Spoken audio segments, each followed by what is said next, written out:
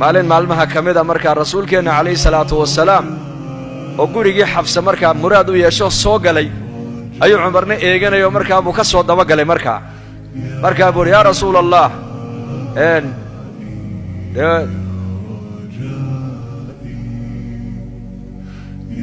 baad furtay buu yidhi xaasaskaagan ma furin buu yidhi maxaa soo kordhay noo sheegtay wixii jira aan xallinne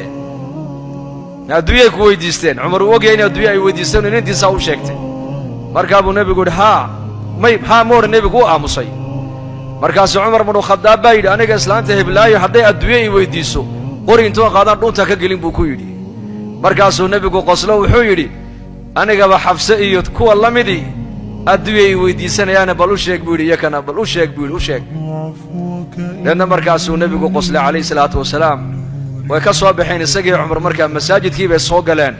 aayaadkan markaa ku yaalla suuratu laxzaab ee la yidhaha aayaatu takhyiir aayaadka kala doorbidashada ayaa ilaahay markaa nebiga ku soo dejiyey yaa ayuha annabiyu qul liaswaajika in kuntunna turidna alxayaata addunya wa ziinataha fatacaalayni umatickunna wa usarrixkunna saraaxan jamiila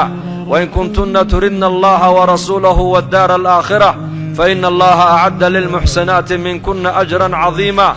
aayadahaasaa nebiga markaa dushiisa ku soo degay la leeyahay xaasaskaaga waxaad ku tidhaa adduunyadii iyo ziinadeedii iyo dhaldhalaalkaygii doorta oo dhinacaasa dhinaca kalena waxaa la dhigay ilaahay iyo rasuulkiisii iyo jannadii aakhiradii baa la dhigay labada kala doorta ku dhabaa lagu yidhi warka waaba loo soo gaabiyeyba waayo nebi maxamed calayhi salaatu wasalaam ilaahay uguma talagelin inuu ka fikira adduunyo